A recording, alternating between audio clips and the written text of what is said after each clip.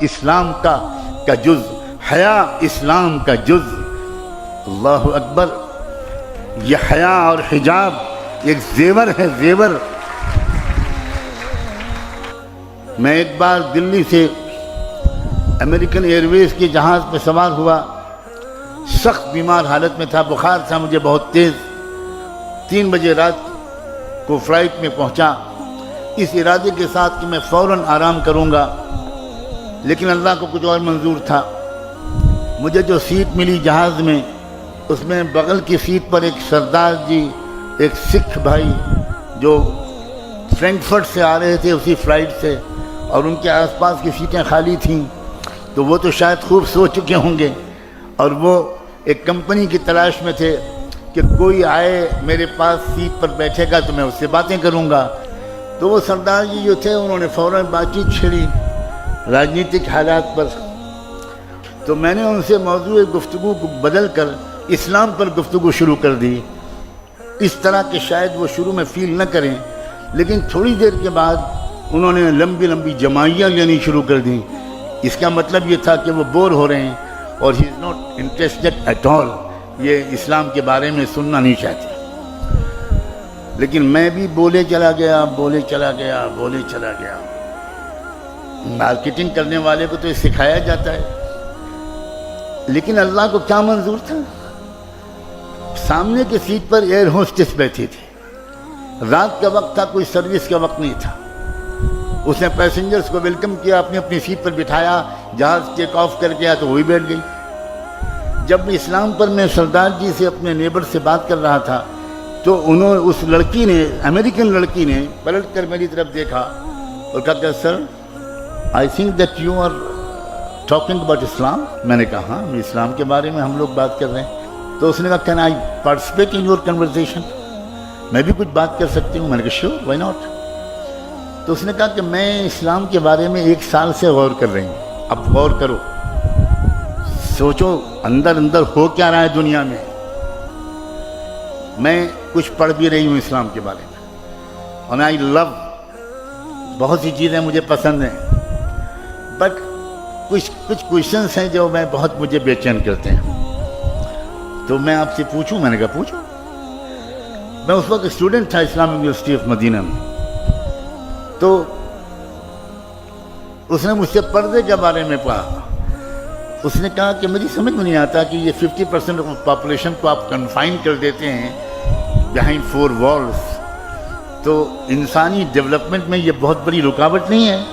تو میرا ایک مزاج ہے، مجھے میرے بزرگوں نے یہ سکھایا کہ جب تم سے کوئی سوال کرے تو تم اس وقت اللہ کی طرف متوجہ ہو کر چپ کے دعا کرنا، سوال بھی سنتے رہنا، اور دعا یہ مانگنا کہ اللہ اس کا جو سب سے اچھا جواب ہو وہ آپ میرے دل میں اتار دیجئے، میں تو کچھ جانتا نہیں ہوں۔ سبحانک لا علم لنا الا ما علمتنا انک انت العلیم الحکیم۔ میرے دل میں ایک جواب ایسا آیا جو اس سے پہلے کبھی نہیں آیا تھا، اور میں نے ان سے کہا کہ 1972 میں آپ کے یونائٹڈ اسٹیٹس آف امریکہ میں ٹیکسس اسٹیٹ کے کیپٹل ہیوسٹن میں ایک عجیب واقعہ پیش آیا تھا، اور وہ واقعہ ان شارٹ بیان کرتا ہوں کہ ایک صاحبزادے اپنے کار میں ایک بریف کیس میں تقریباً $20 لاکھ 2 ملین ڈالر کی مالیت کے زیورات، جیولز اینڈ ڈائمنڈز لے کر نکلے، اور مڈ نائٹ 12-1 بجے کے قریب انہوں نے ایک راؤنڈ اباؤٹ ایک چوراہے کے پاس اپنی گاڑی روکی، اور اس گاڑی روک کر وہ بریف کیس نکالا اور چوراہے پر کھول کر رکھ دیا، اور اسی کنارے ایک بلڈنگ میں ان کا اپارٹمنٹ تھا۔ انہوں نے گاڑی پارک کی اور اوپر چلے گئے اور اپنی بیلکنی سے واچ کرنے لگے کہ اب دیکھیں میرے بریف کیس کیا ہوتا ہے۔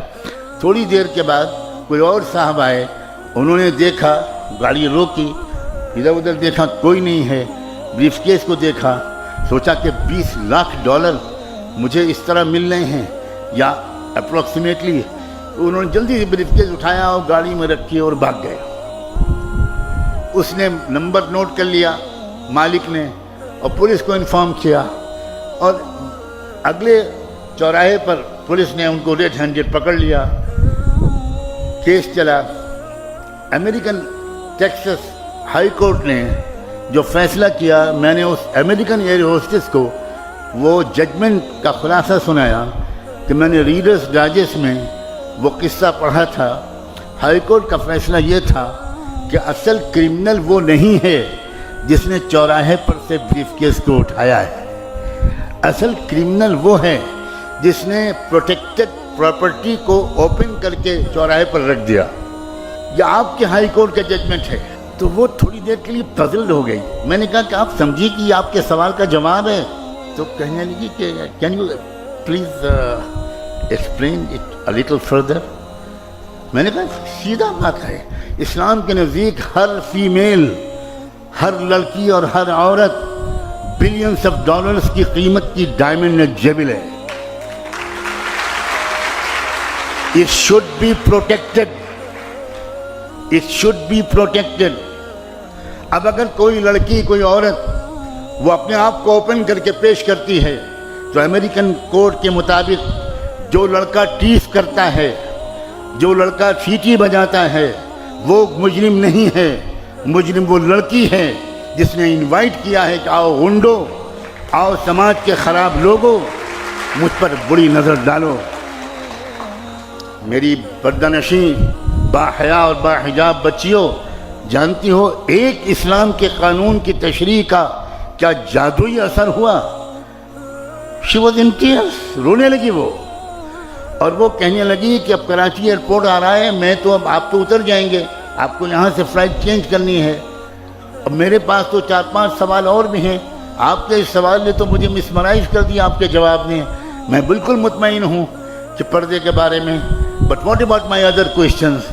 میں نے کہا دیکھو میں ایک اسٹوڈنٹ ہوں، میرے پاس اپنا کوئی فون بھی نہیں ہے، میں ہاسٹل کے چیف وارڈن کے آفس کا نمبر دیتا ہوں، آپ مہینے میں 1-2 بار مجھے کال کرنا، اگر میں مل سکوں گا تو ملوں گا، جواب دوں گا۔ اور اگلے 7 مہینے تک وہ مجھے ہر مہینے 1-2 سوال کرتی رہی، اور میں اپنی علم کے مطابق جواب دینے کی کوشش کرتا رہا، اور چونکہ میں مدینے میں تھا تو جواب دینے سے زیادہ میں مسجد نبوی میں اس کے لیے ہدایت کی دعا کرتا تھا۔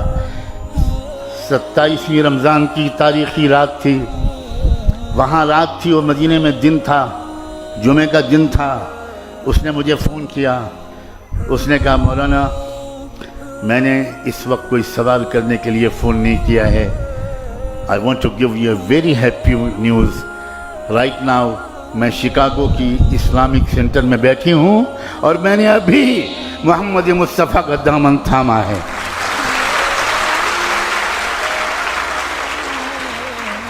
تمہارے پاس ہے لڑکیوں یہ چانس ہے کہ اپنی نان مسلم کلاس میٹس، روم میٹس، ہاسٹل میٹس، اپنی نیبرز، اپنی سوسائٹی اور محلے میں رہنے والی نان مسلم لڑکیوں سے دوستیاں بڑھاؤ، اور ان سے کہو کہ پلیز لیٹ اس انڈرسٹینڈ، ہم لوگ پڑھے لکھے لوگ ہیں بھائی، ہم لوگوں کو ایک آپس میں ڈیبیٹ کرنا چاہیے، ایکسچینج آف نالج کرنا چاہیے۔ ہم لوگ لڑ کیوں رہے ہیں؟ We are civilised people. آئیے ہم لوگ بات کریں، آپ سمجھیے ہمارے حجاب کو، آپ سمجھیے ہمارے پردے کو۔